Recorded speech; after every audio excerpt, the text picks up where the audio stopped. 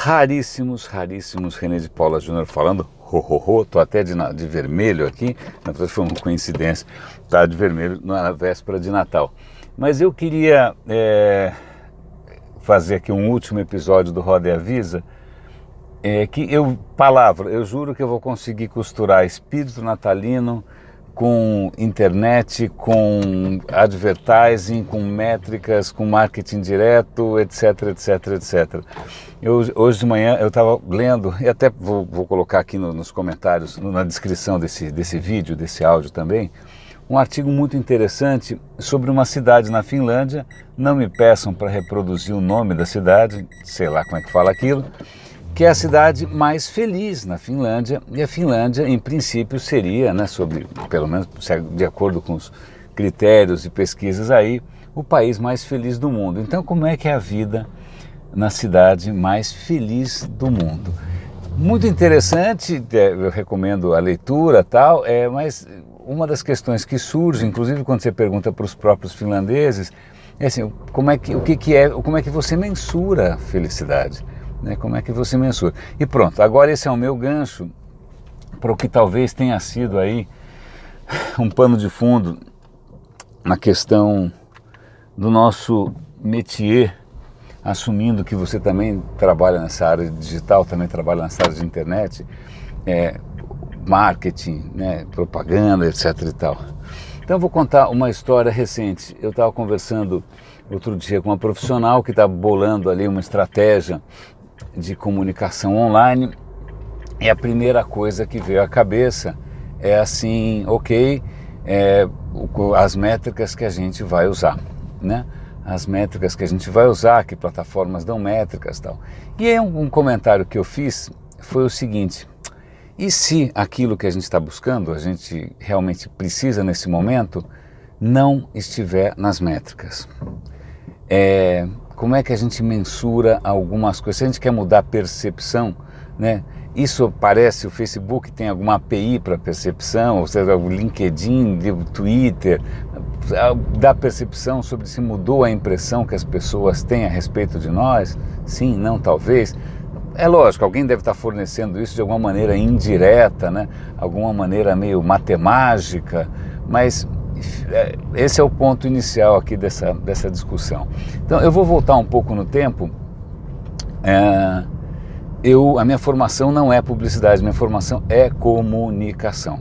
E comunicação, eu confesso que mesmo tendo lá minhas aulinhas de comunicação, eu deveria ter prestado atenção nas aulas de marketing, mas mesmo naquela época eu achava comunicação e marketing duas coisas bastante diferentes, sobretudo porque as pessoas eram diferentes.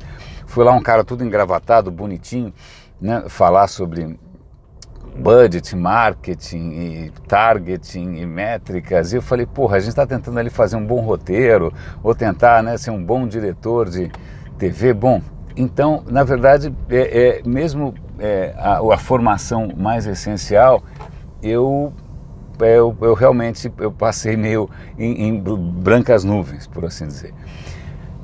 O que acontece? Quando eu comecei a trabalhar com internet, de verdade, em 96, foi justamente numa agência, foi na Hipermídia. Na sequência, eu fui trabalhar na UMAP, que era uma agência de advertising, ainda está aí, tem a ver com o tema dessa história. Convivi com gente absolutamente genial, mas internet ali dentro era uma coisa absolutamente estranha. Até hoje eu me lembro de uma anotação de um chefe eu imprimi para ele um relatório dizendo como é que métricas, ele queria saber como é que as coisas estavam indo. Eu mandei um monte de números, tempo médio de visitação, crescimento do tráfego, todas aquelas coisas que a internet dá. E ele rabiscou, e isso também tem a ver com essa história aqui, tipo, eu não sou um contador. Essa foi a primeira resposta. A segunda resposta foi, como é que a gente faz dinheiro com essa merda? Era mais ou menos nessa linha. De novo, questões que 20 anos depois continuam bastante prementes. Bom, voltando. Então, advertising, realmente era uma agência de advertising, notoriamente uma agência de advertising, que na época não estava prestando muita atenção, ou para quem a internet não era, sei lá, nada muito sexy. Nada tão sexy quanto Cannes, e Leões de Ouro, etc. e tal.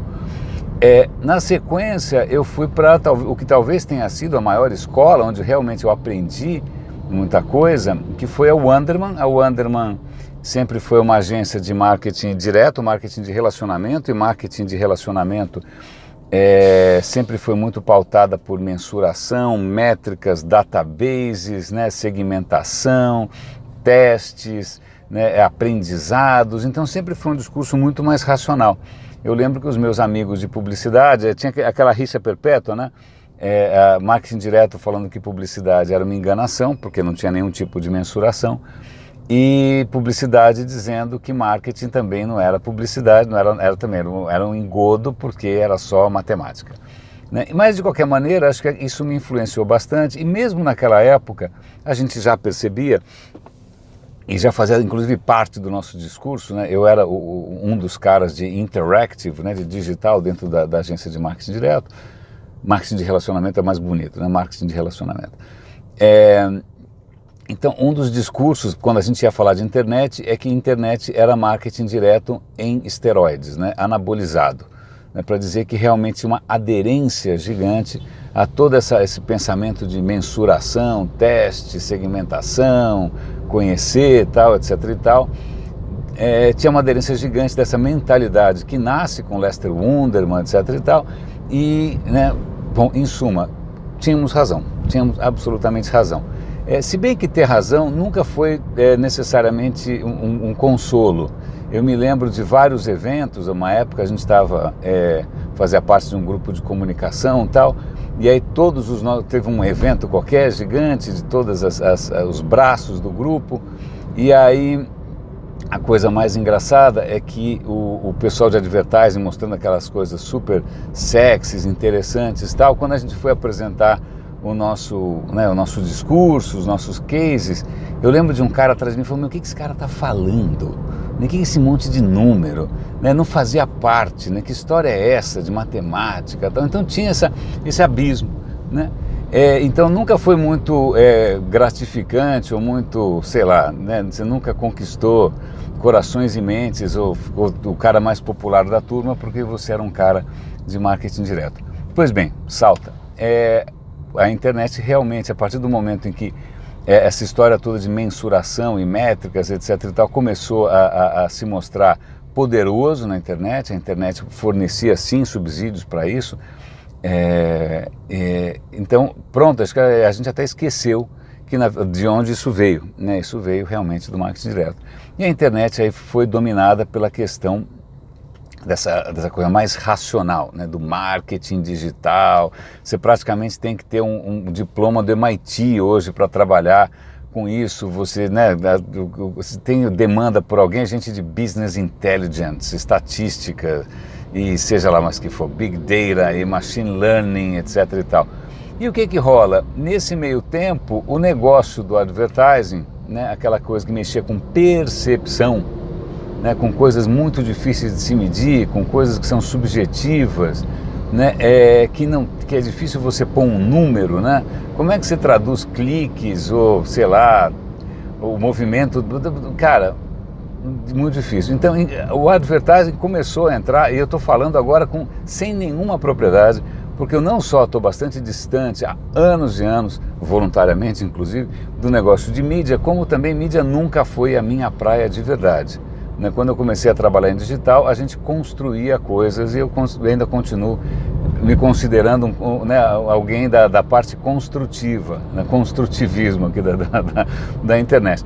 Pois bem, eu nunca fui um cara de mídia, então eu estou falando de orelhada. Por favor, os amigos muito mais antenados, espertos, inteligentes e bem informados do que eu, colaborem com essa discussão, me corrigindo, inclusive me chamando de burro, mas tudo bem. O que acontece? A impressão que eu tenho olhando de fora é que a insistência do advertising nesse discurso talvez tenha sido letal, mas não necessariamente errada. É nesse ponto que eu quero chegar. A questão é que, na medida em que no mercado começa a preponderar, começa a prevalecer um raciocínio de métricas e engenheirístico, né? Um raciocínio de testes, de experimentação, etc. e tal, isso começa necessariamente a favorecer as plataformas que permitem isso. Sobretudo porque quando você está falando em métricas e mensuração, você está falando em otimizar. Tinha aquela lenda, aquela frase clássica, né? Metade do que eu gasto em publicidade eu não sei para que serve, e o pior disso é que eu não sei qual metade. Então isso já dava uma pista de que, puxa, será que vale? Como é que eu consigo saber se eu estou gastando muito ou pouco? Provavelmente muito, porque realmente era uma esbórnia, né? Vivíamos como né, marajás. Mas de qualquer maneira, eu acho que o rancor contra essa, não sei por que eu estou gastando tanto, caiu como uma luva para departamentos, orçamentos, mesas de compra, que de uma hora para outra conseguiam mensurar o que dava mais retorno, né? O que sai mais barato, você consegue fazer leilão disso e daquilo e tal. Então, de uma hora para outra, o fato de que o digital, ou pelo menos o digital com essa pegada mais de marketing digital mesmo, fornecia algum tipo de métrica, eu acho que começou a desviar bastante. Isso sem contar inúmeras lendas, né? A lenda do social media, a lenda das plataformas e tal. Começou a desviar bastante as verbas e começou a drenar, né, o oxigênio de quem só falava em termos imensuráveis, não mensuráveis. Pois bem, a questão, parece tudo lógico, a questão, e aí entra numa tese muito minha, que a Microsoft me perdoe, eu trabalhei lá com muito gosto, com muita honra, mas eu acho que a maior transformação na história da humanidade foi o Excel, né? Eu acho que a entrada do Excel transformação negativa, eu estou colocando aqui, porque o Excel dá a ilusão de controle. Né, você enche a planilha de tudo que você, né, tem ali para colocar na planilha e sai decidindo em cima daquilo, e parece que na ciência exata, né, parece que aquele negócio está realmente pilotando o negócio. E aí vem a minha tese, que é a seguinte: as coisas mais importantes da vida, né, não cabem numa planilha. As coisas mais importantes, talvez, de um negócio não cabem numa planilha.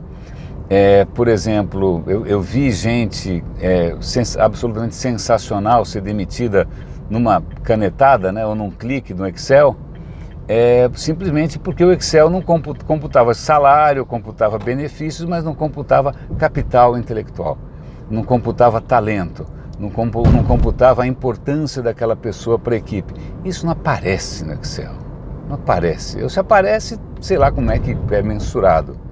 E, de novo, profissionais de RH me corrijam, né? Mas, insisto, adorar Excel é comer bola, porque as coisas mais fundamentais estão escapando por ali, né? Se Excel realmente fosse o segredo, né, de dominar o universo, as empresas não estavam levando bolada nas costas o dia inteiro. Mas, pois bem, deixemos o Excel, já dei minha tijolada no Excel, e nessa pretensão, né, de que a gente consiga metrificar e gerenciar dessa maneira, né, então sigamos adiante. Voltamos para a questão da publicidade. Na medida em que, né, esse discurso vira hegemônico, e é o que acontece, muitas ideias se tornam hegemônicas, né, de que você tem que ficar otimizando a sua verba, etc. e tal, segundo as métricas.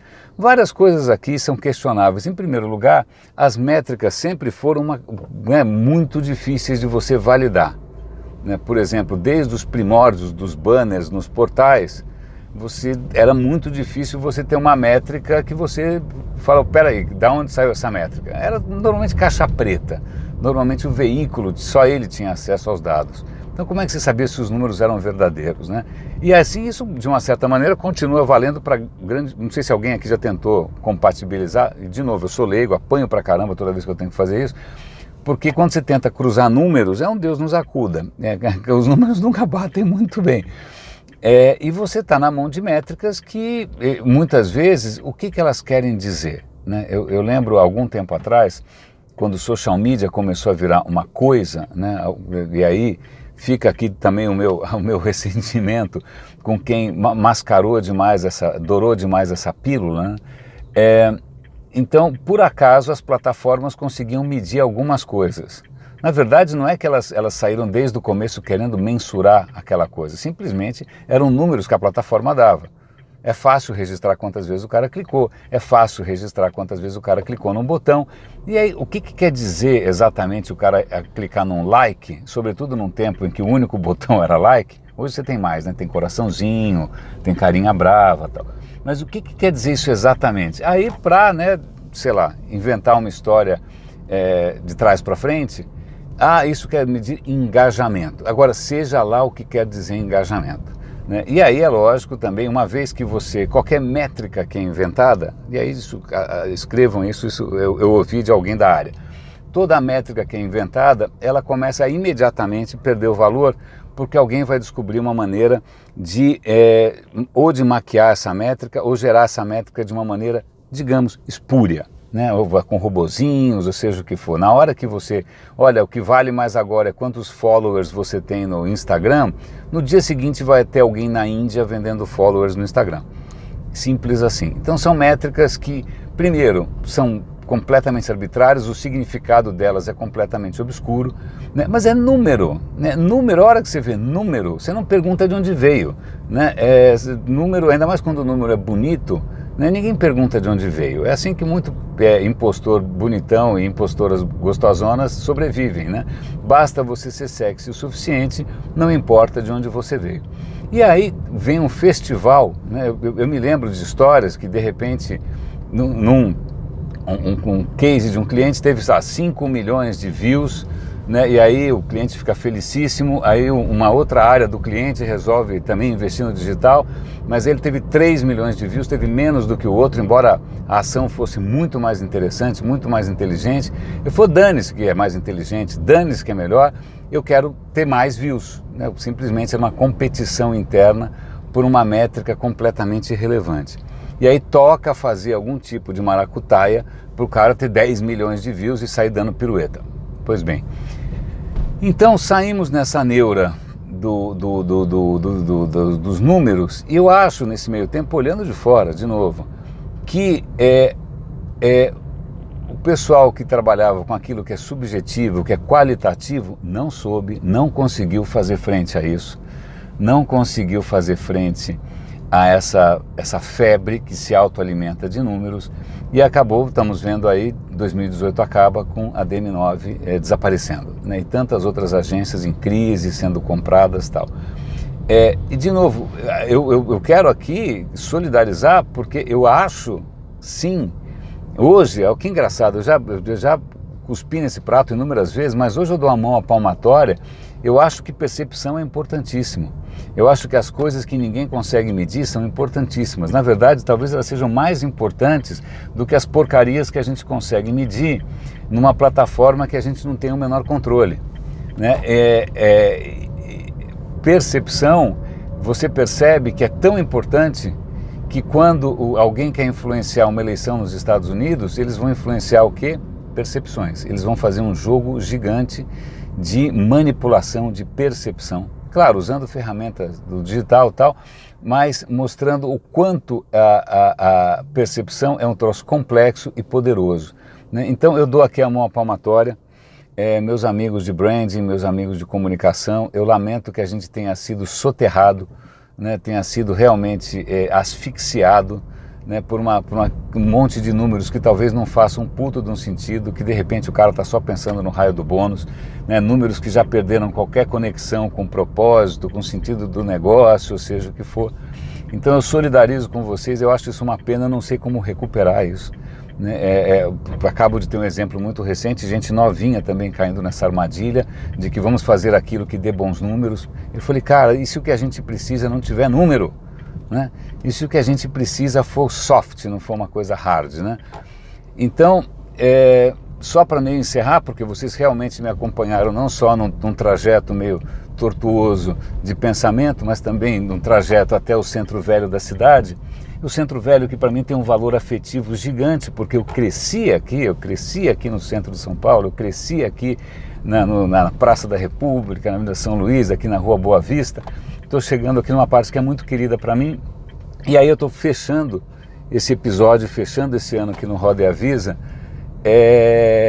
com essa sugestão, né? Vamos recuperar, né, aquilo que nos toca, né? Vamos recuperar as nossas raízes afetivas, vamos recuperar aquilo que nos alimenta de verdade, né? Voltando para a história da cidade na Finlândia, quando você vai ver o que tem ali, tem pertencimento, tem gente convivendo com a família, com os amigos, não é nada extraordinário, eles não são necessariamente materialmente mais ricos, é alguma coisa intangível de se sentir parte de alguma coisa.